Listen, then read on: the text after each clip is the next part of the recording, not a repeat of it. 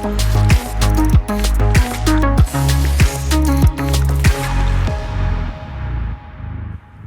to the BlockTime podcast produced by Riot Platforms.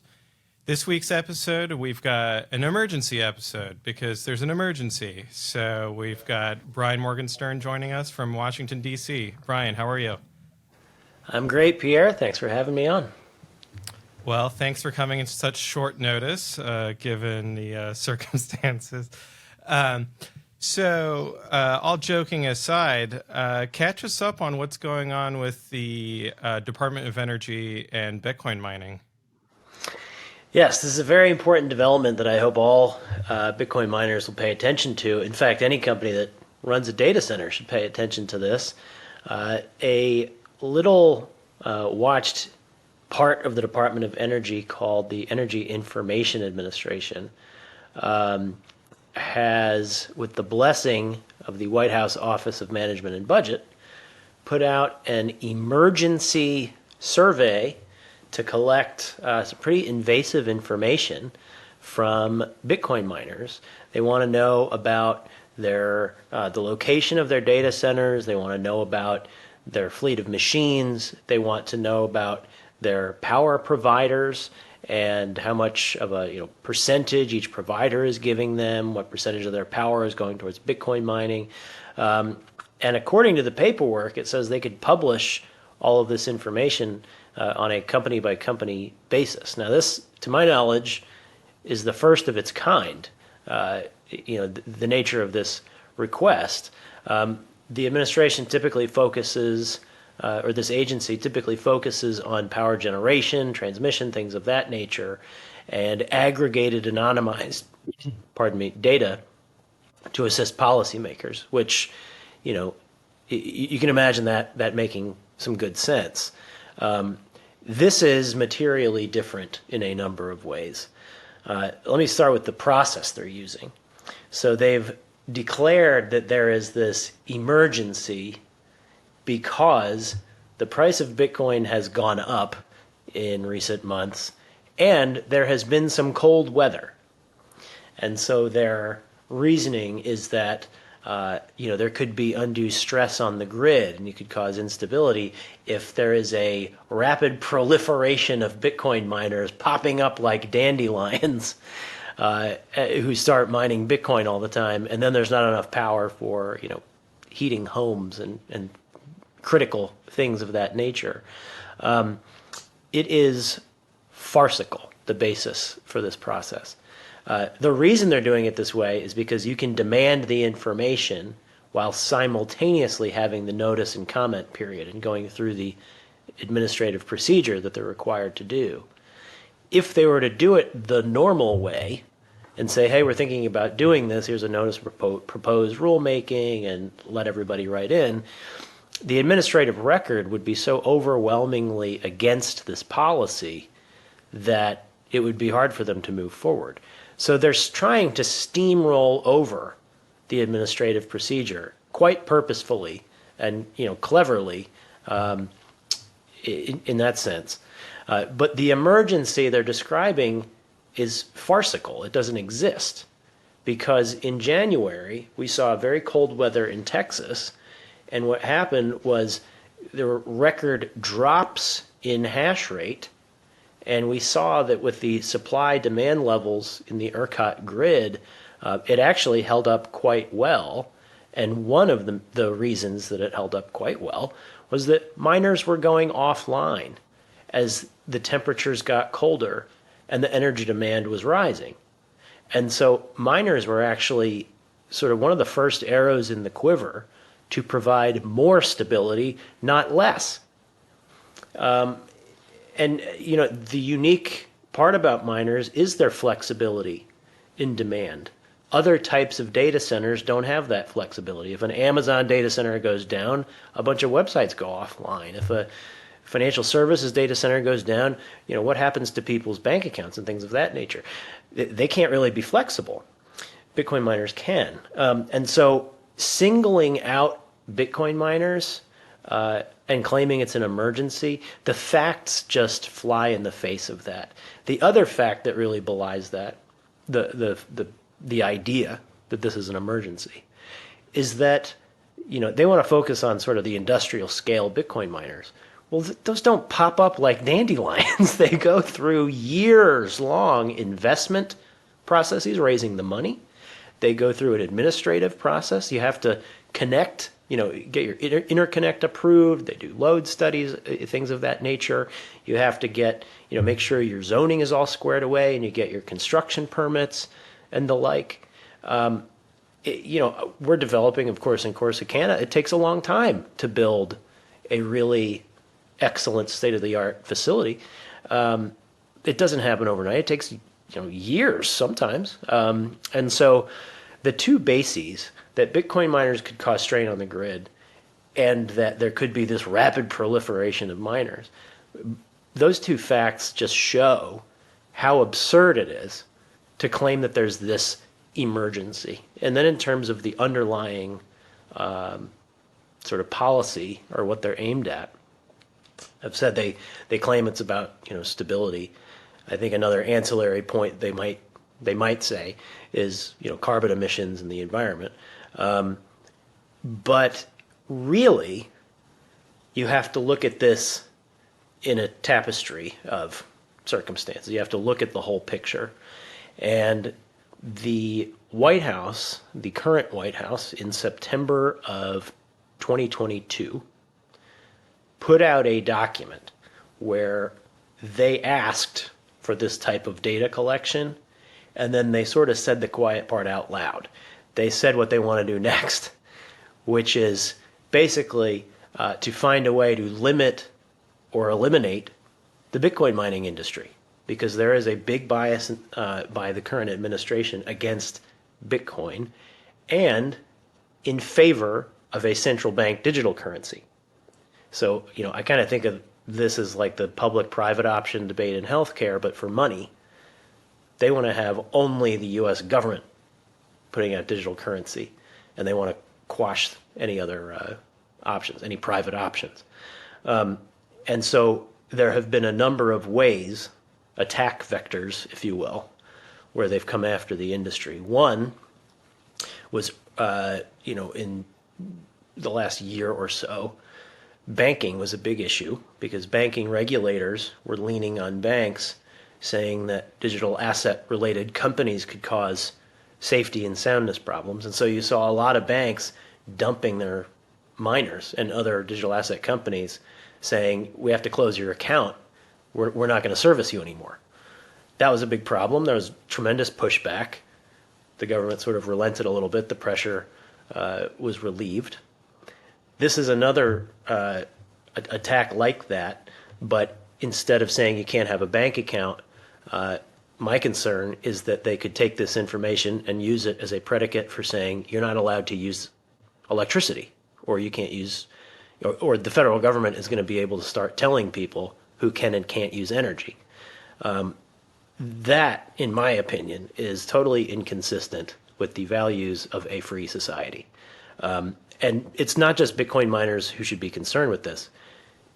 AI companies, anybody who runs a data center, anybody who needs a good amount of energy should be really concerned. So I think the path forward is we have to push back on this. I think members of Congress are likely to push back on this. Industry participants are likely to engage in the legal process and hopefully be able to put a stop to this.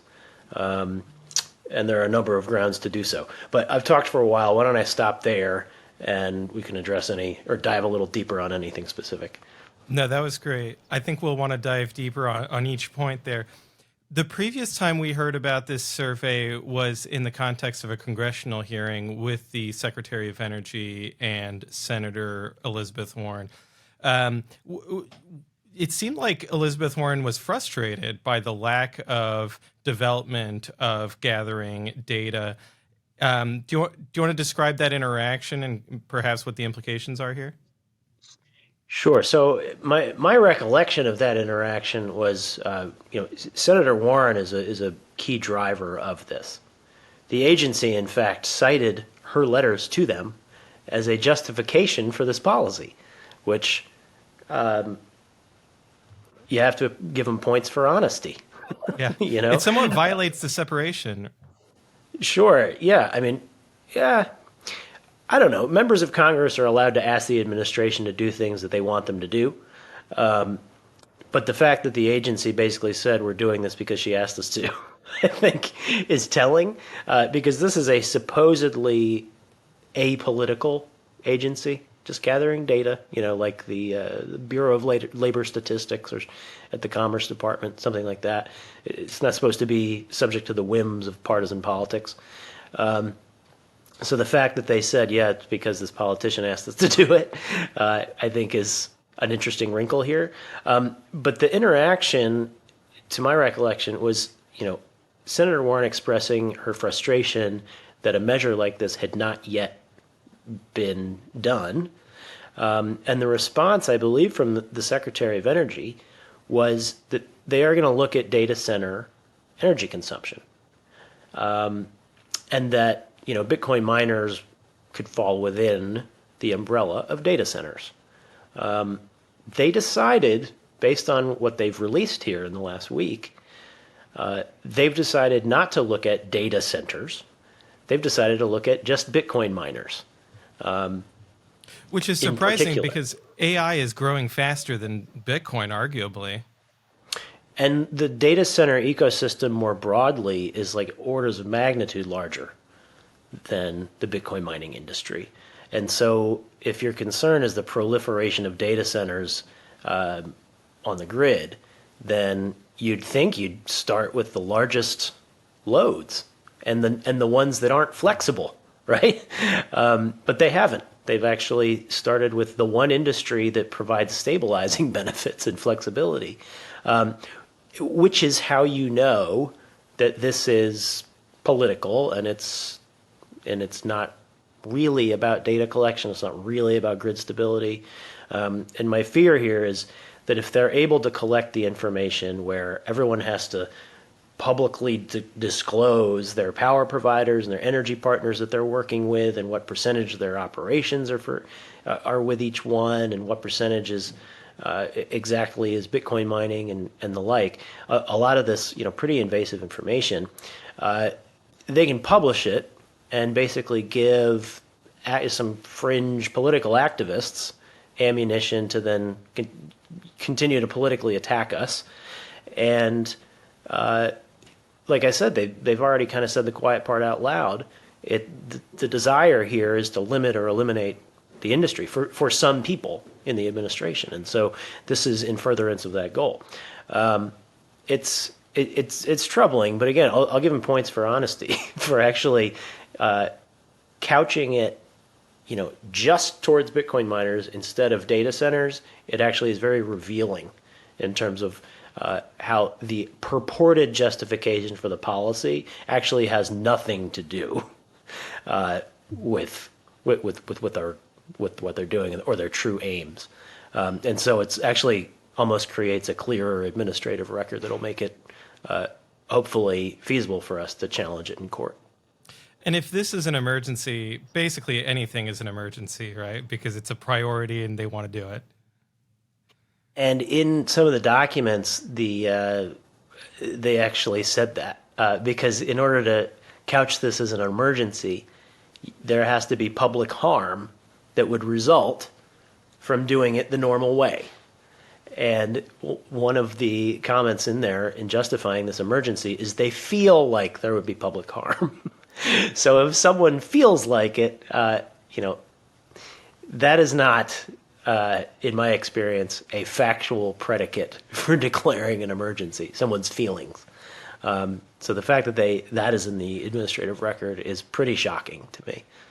What is it about the normal administrative process that increases the amount of maybe representation or voice that the people have in it?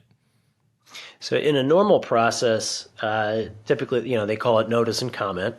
An agency would have to put out a proposed rule or proposed policy, and then there would be some opportunity, 30 days, 60 days, 90 days, some amount of time for people to respond. And you typically, if you intend to challenge it, then you want to give them your legal arguments as to why maybe they're not supposed to do what they're doing. Because you have to exhaust your administrative remedies before you can challenge something in court. And so a notice and comment period would give us the opportunity to write a letter and say, the way you're trying to do this survey is not proper. It is not in furtherance of the goals that you say. And then there would be this administrative record that would show, A, our industry is already radically transparent. And I mean, the agency themselves produced a map with bubbles on it where you can see where all the mining is happening. You can look at, the hash rate index that showed during the January cold snap, hash rate going down when it was cold and then coming back as conditions improved. So there's already radical transparency that exists. They don't need to do this survey, and that would come out in the administrative record. We would prove that this is no emergency, that we were the ones actually helping to stabilize the grid, not causing problems. And so the wheels would fall off the bus during the administrative process, and they wouldn't have a record to support the policy. Doing it this way, where they're having the notice and comment period and the data collection happens simultaneously by declaring this emergency, means that regardless of what the administrative record says, they want the data and they want to publish it. And so it basically, declaring the emergency is their way of running an end around the administrative process. And let's face it, if they get all this very detailed, private, sensitive business information, even for 1 month, you've got the power providers, you've got the percentages, you've got the locations, you've really got all the information they want if they want to harm these companies. So that's why we're on a short time frame here. I think they aim to start collecting data by the end of this month, and so it'll be important to band together as an industry, make our voice heard, get allies in the U.S. Congress to voice their concerns about this, and potentially challenge it in court and stop the enforcement of this. And in a way, they've had a very long time to do this survey following the normal procedures. They've been talking about Bitcoin mining in the United States for several years now. So ever since the China ban, I think that would have been the right time if there was an actual policy issue here that they would have started collecting data. But the other part of it, as you mentioned, the Bitcoin mining industry is more transparent, arguably, than any other industry out there because of the blockchain. Correct. And I would add that, the first administration statement that I'm aware of that was a precursor to this, quote, emergency, was almost 2 years ago. One of the events they cite as cause for emergency was in 2018, 6 years ago. So, and now they are trying to collect monthly data until July and look backwards at a time. So during the summer, they're going to look at an emergency that was taking place in the winter that was somehow like both 6 years ago and also now, but wouldn't be at least within 6 months before they actually look at it. Like all of these facts just make this emergency idea completely farcical, utterly farcical. I think if they had asked me what they should do, I would have said, you need to have an emergency and say that Bitcoin mining saved the Texas grid during the cold snap, and we need to figure out how to get more Bitcoin mining in the United States quickly. And so that's why we need to collect all of this data. You wouldn't get any pushback from the industry, and you'd get what you wanted. But I guess that's more 3D chess. Exactly. Or all these hostile foreign powers are mining Bitcoin, and we need that value to be captured by law-abiding Americans.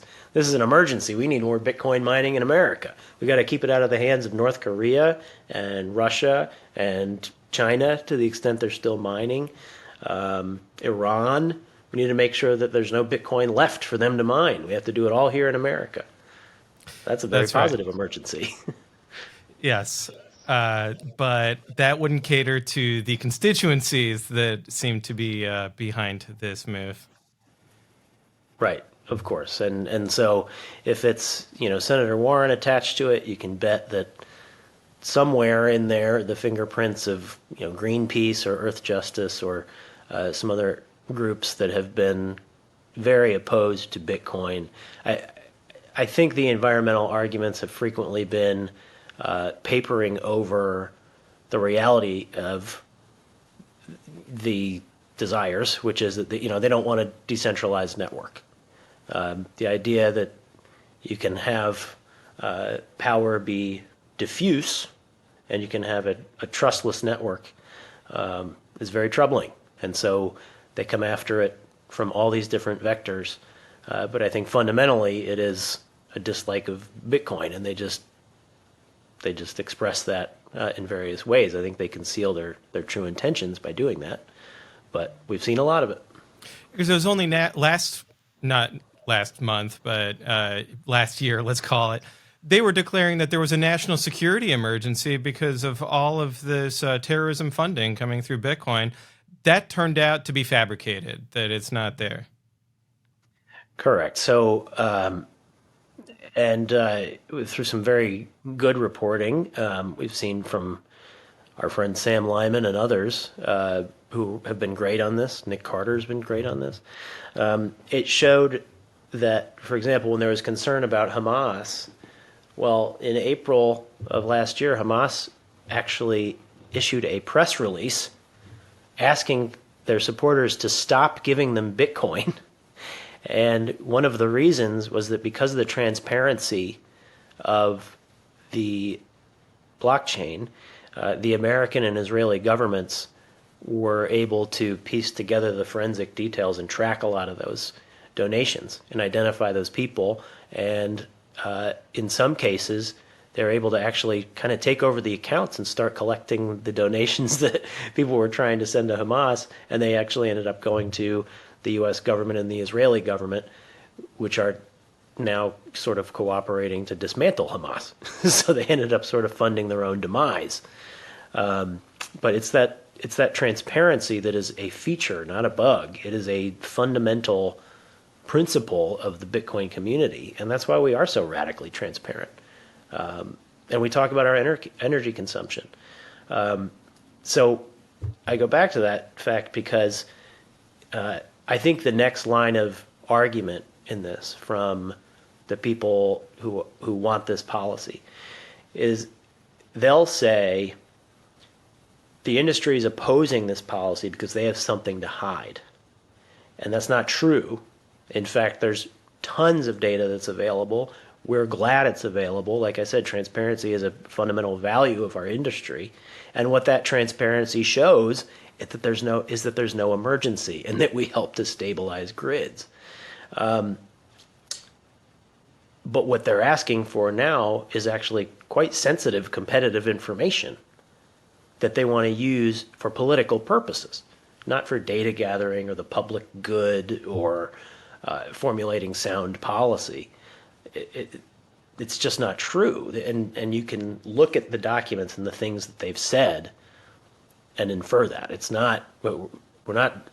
They haven't even really hidden the ball very well. So we kind of know what they're doing. And that's why I think we have a good basis for challenging. Yeah, that's right. And as a public company, Riot is very transparent with regards to SEC filings and all of that. We go even beyond that. We do a monthly update that gets into all the information that is relevant in this conversation. And then furthermore, if we look at what the New York Times reported, they were able to identify all these Bitcoin mining facilities without having the heavy-handed, hand of government. Yeah, and I think that's a really important point because there's a lot of really good information out there to there's a lot of great information that can assist policymakers in making sound policy and good decisions. They are now essentially, in my opinion, creating criminal law out of thin air without the authorization of Congress, saying you're going to be subject to criminal penalties and thousands of dollars in fines per day if you don't give up this private information to us so that we can publish it. I mean, that is overreach. That is a threat to really any industry. If the government can just say we're going to throw you in jail unless you tell me everything about your business, including sensitive competitive information, that we cannot have that in a free society in our system of government. So it's really troublesome. But I would expect the next piece of this to say, oh, they don't want to give us this information because they're shady and they have something to hide. I think it's important that we get in front of that and say, no, we are radically transparent. And our transparency is the reason why this policy doesn't make any sense. That's right. And I think there were items missing from their survey as well. They didn't ask how many jobs are you creating? How much are you paying in taxes, right, to local, state, and federal? There's so many benefits from Bitcoin mining. And it seems like their entire focus is on, one, getting the longitude and latitudes, which troubled me given they could easily pass that targeting list over to the Pentagon. But the second is that they're just going to try to bully the energy providers into not having economic partnerships that are great for the industries of both energy and Bitcoin mining. They're going to try to burn those bridges like they've done with Choke Point 2.0. That's my concern, and because we've already seen a pattern like that in other contexts, where the regulators of the financial services industry leaned on the participants to stop working with companies in the digital asset space, perfectly legal, legitimate businesses, and saying, you can't have a bank account. I mean, that's a pretty radical thing to do, but if the administration's already done that, then who's to say they wouldn't publish this information, with the idea being that then some outside groups or political actors or the regulators are going to go to the highly regulated energy companies and say, hey, we don't think you should be working with that industry. Because it's already happened in the banking context. I think it's very realistic to think it would happen in the energy context. And I would argue, viewing all of the context and more, what I've described here and more, I think it's highly likely that that is the goal, in fact, to publish this information. You dox where all the Bitcoin miners are located, who they are, their companies, their business models, the percentage of energy they get from each of the energy companies, and then you get the energy regulators to go and lean on their market participants, just like the banks, and say, hey, you're causing grid stability issues. In banking, it's safety and soundness. In energy, it's stability. And say, oh, these clients of yours are causing stability problems. You should stop working with them to give them energy. And then once you have a situation where the government can tell people who can and cannot use electricity, that's game over. I mean, you control everything at that point. Yeah, we are already seeing people say that AI doesn't create any real value, and so it shouldn't be consuming so much electricity or so much water or whatever metric they want. That's right. Yeah. Once you start going down this road, and I think you and I have seen it many times. Look, we are very efficient. We're getting some of the most efficient state-of-the-art machines on the market. The immersion cooling that we're using in Corsicana is, revolutionary. It's fantastic.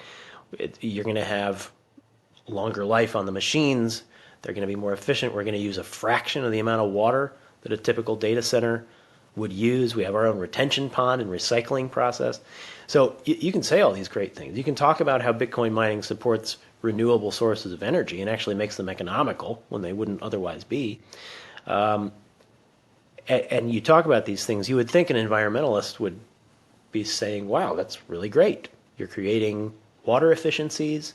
You are helping to create a cleaner energy ecosystem.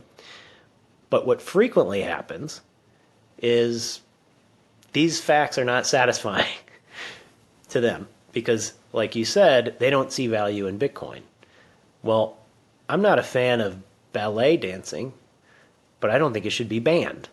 So I think, and I don't go around saying that the marquee of a theater that hosts the ballet uses a lot of electricity. They shouldn't be allowed to do that.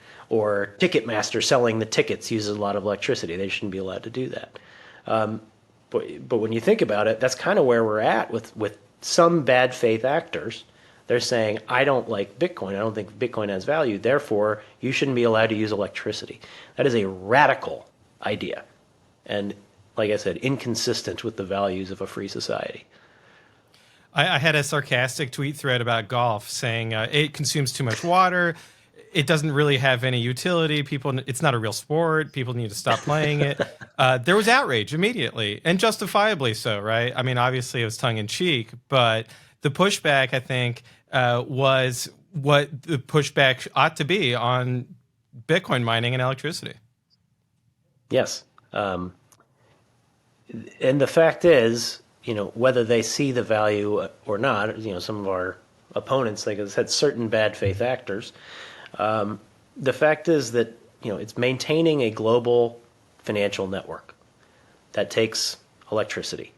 In our opinion, it fosters human freedom and flourishing. It provides a hedge against runaway inflation due to excessive debt-fueled public spending. It gives a lifeline to people in countries experiencing hyperinflation. It, I think, is the future of payments. I mean, transmitting value around the world, aside from Bitcoin and maybe a few other options, if you're going through the traditional systems that we're used to, it takes multiple days. It takes exorbitant fees. It takes multiple institutions on either end. It's arduous. This is the future. It's faster. It's peer-to-peer. It's secure. It takes out many points of failure. It is absolutely where things are headed. Some people don't like it, but they don't have to own Bitcoin. How about that? If you don't like it, you don't have to own it. They want to force everyone to hold CBDCs, right? And you mentioned CBDCs earlier, so I'd love to hear the contrast. Yes. So you've said, and I've said, Bitcoin is anti-CBDC technology. It's sort of the opposite of it. It is the private option versus the public option. It is people being allowed to be their own bank, hold their own value, transmit it directly with the counterparty. A CBDC at the retail level, and there are a couple different levels, but if you're talking about the consumer level, then in that instance, the person essentially has their bank account held by the federal government. And the government is giving you your benefits or whatever it may be, holding your money.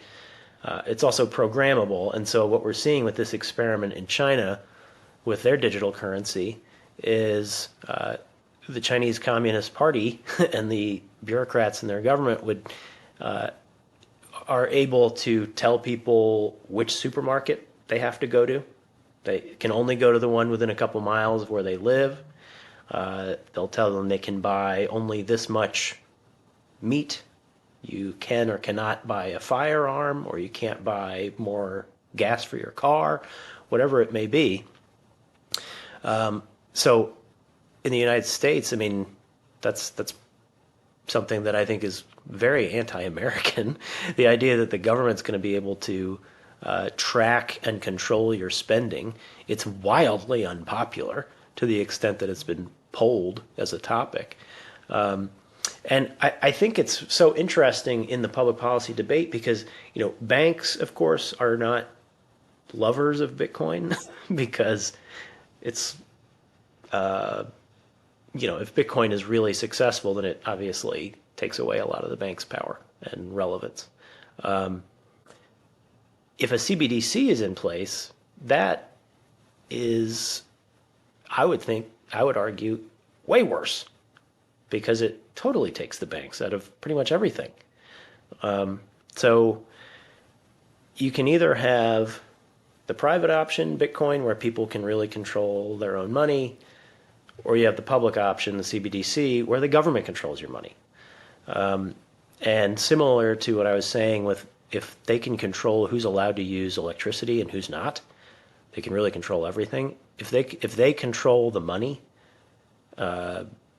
solely, then again, they can basically control everything. So control is at the root of all of this, and America was really founded on the ideal of individual freedom, liberty, responsibility. So when you start taking away an individual's right to thrive and vesting all the power with the federal bureaucracy, you're really heading into dangerous territory. And I would also add that maybe somebody likes a CBDC if they're the one in control, but they have to keep in mind that we have turnover, right, in a democracy. And so they're not always going to be in control. Sometimes their adversary or their opponent is going to be in control. I think it's a hugely important point. And, it's not really, Bitcoin is not really a partisan issue. I think it's more generational, but frequently the opponents of it tend to be, I think, on the far left of the Democratic Party these days. That it's just a trend that I've noticed. And if you ask people who fit into that bucket, for example, if Donald Trump gets elected president in 2024, would you be comfortable with him telling you that you're not allowed to plug in your Tesla, or his government telling you you're not allowed to spend money or donate your money to Planned Parenthood or Greenpeace or whatever your preferred cause is? I think that would send chills up their spine. So your point is really important, that you should, this is not about partisan politics. This is about preserving liberty and freedom, and people should really keep that in mind, that their preferred candidate doesn't win all the time. So you need to bear that in mind. If the person that you don't prefer wins, but you've supported this policy now, they're the ones wielding the power later. So we need to keep that in mind. And also because this shouldn't really be a partisan issue. This is about innovation. It's about American leadership. And there are wonderful Republicans and Democrats who are supportive. But unfortunately, we're still dealing with these certain opponents for now. Yes, and I've heard Bitcoin be described as like a neutral money. So whereas other monies are politicized or specific to a certain geography, this is a neutral internet native to the internet. Sorry, a neutral money native to the internet. That's right. And, we've seen around the world, I mean, right now the U.S. is in a bit of trouble here. We're at $34 trillion in debt. Our debt service payments are outpacing the defense budget. This could really be a troubling spiral in short order if fiscal policymakers don't get their head wrapped around this. And the chairman of the Federal Reserve said as much in his recent interview, that fiscal policy really needs to catch up here. We can't be spending this much money. We're fortunate in the United States in that relative to other countries, we're not as bad. But where we've seen hyperinflation, Bitcoin has been really beneficial for that populace and given them more buying power when their currency, the bottom is falling out from underneath it. So it's been the neutral internet money, as I think you rightly called it, has really been a wonderful influence in a number of countries around the world. And I would argue it could be very useful in the United States as a sort of counterweight, a hedge against when the government is spending out of control. You have this neutral money, a commodity that is also money. And multiple candidates recently have talked about going back to some kind of backed currency. We were on the gold standard until the 70s. I've heard a number of economists talk about the virtues of, a basket of commodities. Maybe gold is in there, maybe some consumer things related to, consumer necessities. What if we had oil or wheat or beef, or it could be other metals. It could be silver, titanium, and maybe have Bitcoin in that basket, and that could create more sound money rather than the kind of floating fiat currency that we currently have, where we have the Federal Reserve reading data from the past to put its finger in the air and try to predict the future with an interest rate. If you instead tied the money to the price of commodities that people need, you might have a money that actually reflects reality a little bit more for the populace, and that would give them more stable and strong purchasing power over time, in my opinion. And I think other I'm not an economist, but there are very smart economists who I think would agree with that assessment. A smart economist I know once told me that if the Fed could predict the future, they would be trading stocks. And then we recently found out that they have been trading stocks. So there was a bit of an ethics problem there. That's right. And Congress was looking into that. Several members are looking into that. It is an interesting contrast of transparency that the Federal Reserve is pretty closed. It's got proprietary software. You can't just go look at and see what the code says that the Federal Reserve Network is operating on. And yet Bitcoin gets accused of lacking transparency when it's fully open source. You can see every line of code. You can see every transaction. It's all there. And I've even heard researchers say there's too much data. They're trying to sort through it. They're trying to compile it. Yeah. Right. Heads I win, tails you lose, I guess, is how that goes when you're talking about, again, the people who don't see value in Bitcoin. And that is part of the beauty of it, just the innate transparency on the transaction level, and how, like we talked about, Hamas's fundraising efforts using Bitcoin completely backfiring. And I think it's true on the energy level. Look, Bitcoin miners aren't secretive. We talk about the energy we use in a way that still protects the integrity of a business and fiduciary duties to shareholders and other things of that nature. We are radically transparent. There's certain things, the information they're trying to gather now, I think, is invasive.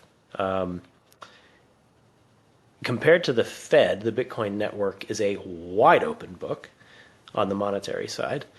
On the energy policy side, like I said, the idea here is to publish the location of every miner, the percentages they're devoting to mining versus other functions, the energy providers that are supplying them, to then be able to attack those linkages and weaken the businesses because they don't like Bitcoin. So very troubling. I'm hopeful that we're successful in some challenges that I think we're going to see soon, and hopefully we'll restore some semblance of order. But it's of a piece with this administration that's just been so overtly hostile to our industry, and it's a shame. I wish this were not happening. I don't think it's good for America. It's certainly not good for our companies. It's not good for the industry, and ultimately, it's not good for freedom. I agree. On a practical note, Bitcoin miners in Texas already register with ERCOT, and that bill was passed in the previous Texas legislature for large flexible loads. So in a way, everyone who needs this information already has it, and it's only the people who don't need it slash only need it to try to justify a ban or put pressure on energy participants that are desperately trying to force it out of Americans, which maybe raises a law school question.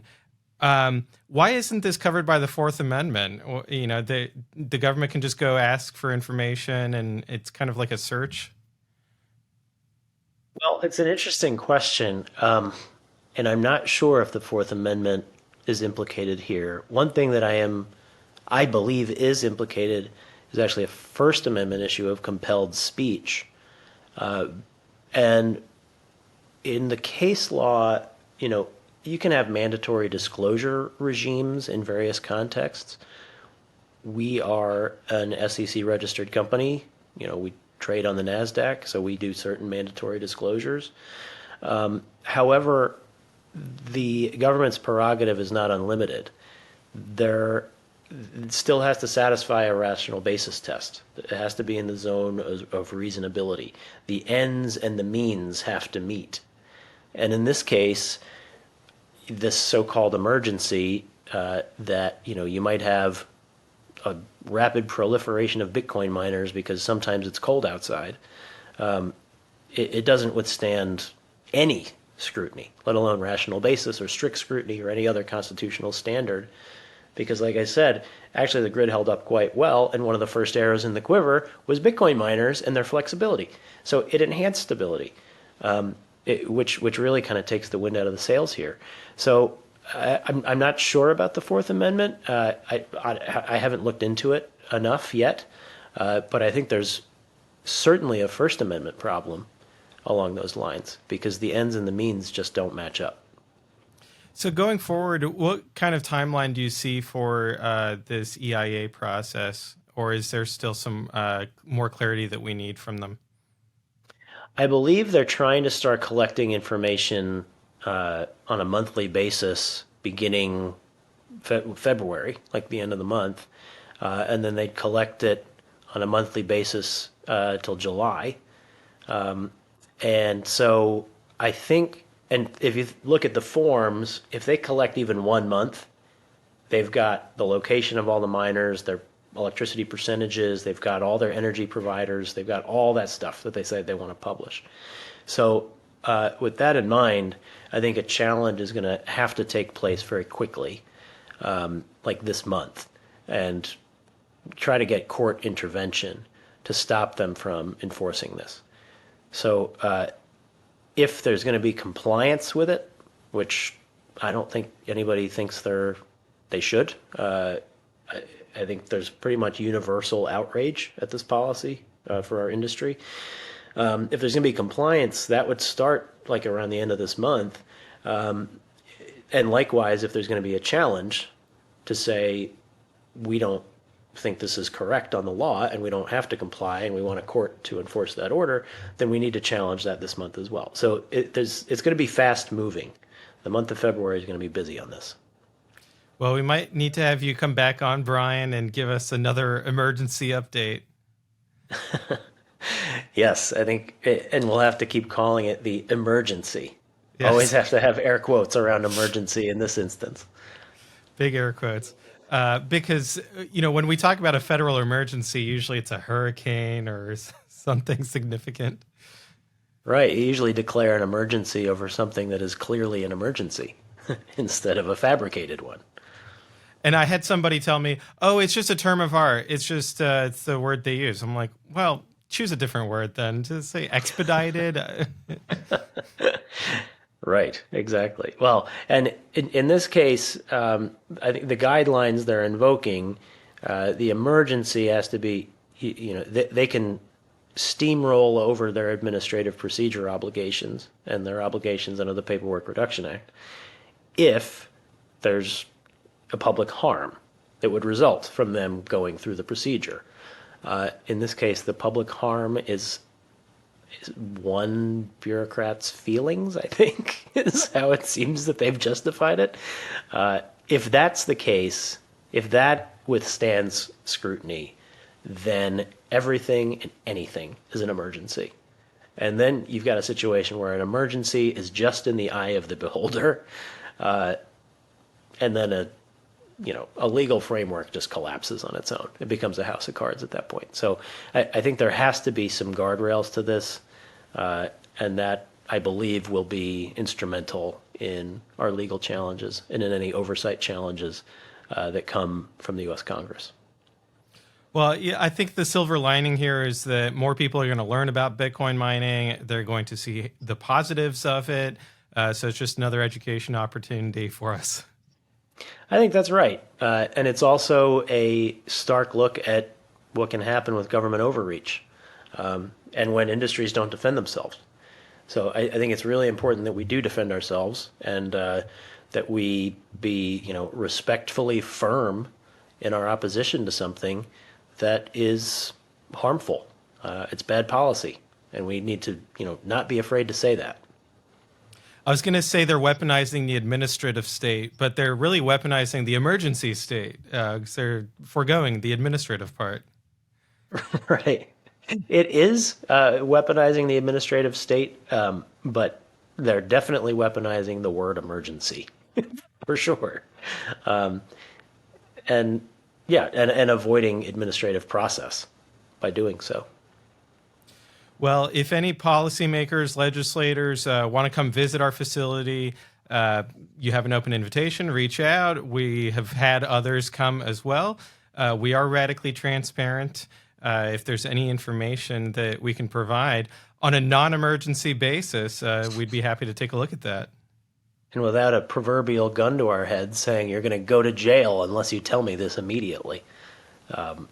Not a good look for an otherwise apolitical government agency.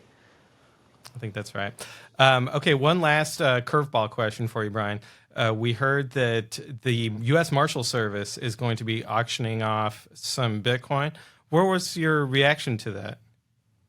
That's a bad choice. Bitcoin has tremendous value. It is a commodity. I think the U.S. government having a reserve of Bitcoin is a good idea. So I think it is a short-sighted and unwise policy choice, in my opinion. It also shows that Bitcoin is useful. You can use it to trade Bitcoin for dollars, which is how. And right now they're using it by holding it, right? Somebody at the U.S. government has private keys. Hopefully they're running a node. So the U.S. government is a user of Bitcoin. They're not criminals. They're not terrorists, unlike what, others characterize Bitcoin users as.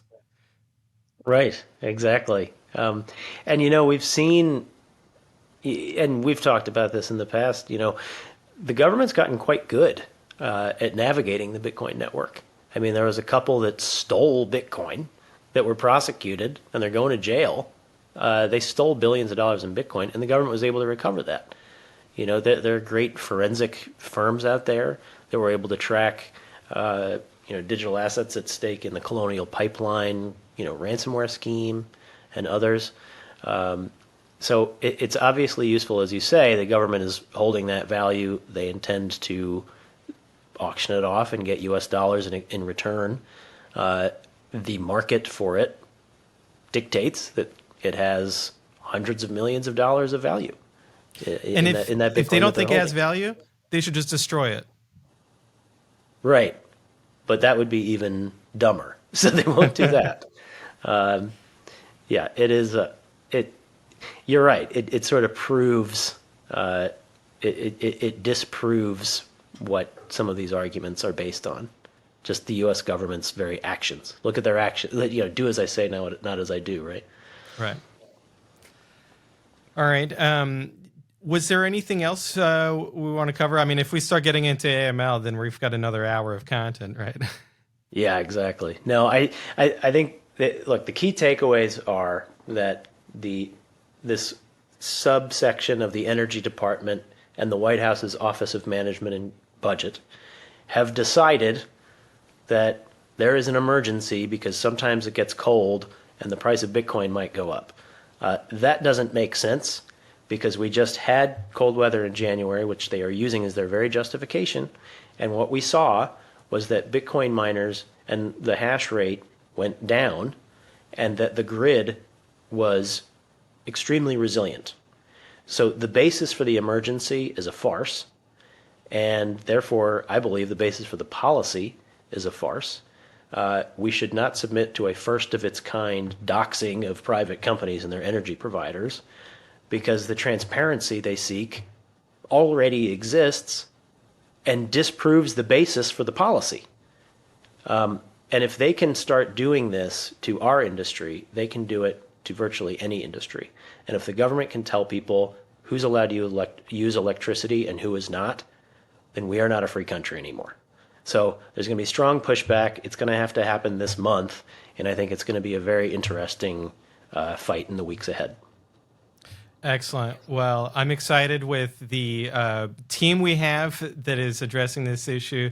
You, the Digital Chamber of Commerce, the Texas Blockchain Council, and others are really taking the lead on this to represent the industry and show how radically transparent we are and how unlawful this quote-unquote emergency survey is. So thank you so much, Brian. Thanks for joining us. Good to see you, Pierre. Thanks a lot. And to our viewers, we'll see you again next week. Cheers.